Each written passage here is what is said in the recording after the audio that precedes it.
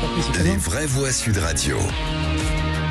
Exceptionnellement, je ne vais pas remettre le clocher au milieu du village, mais le minaret au milieu du bled. Un grand bled, puisqu'il s'agit d'Alger, capitale de l'Algérie. Pourquoi Alger ?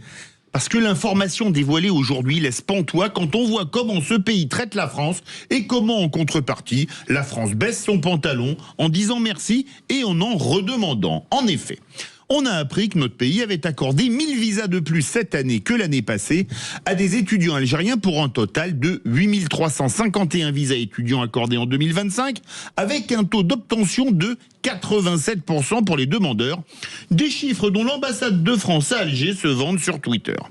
Et on se demande, en voyant cela, si accorder 1000 visas de plus aux étudiants d'un pays qui nous méprise et nous le fait savoir jour après jour, fait partie de la fameuse riposte graduée que nous a vanté le ministre des Affaires étrangères démissionnaire, Jean-Noël Barrot.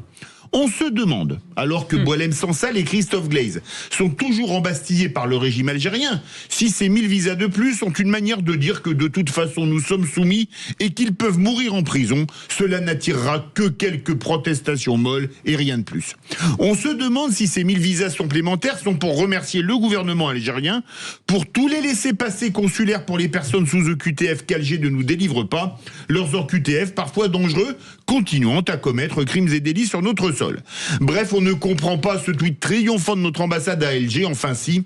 On comprend malheureusement que la France est devenue un paillasson sur lequel on peut s'essuyer les pieds autant qu'on veut, comme on veut, quand on veut, et ne comptez surtout pas sur Emmanuel Macron et Jean-Noël Barrot pour un quelconque roulement de mécanique face à Alger, ces comportements étant réservés face à Trump et Poutine, qui nous respectent aussi peu aujourd'hui que le régime militaire algérien. Comment notre pays a-t-il pu tomber aussi bas ?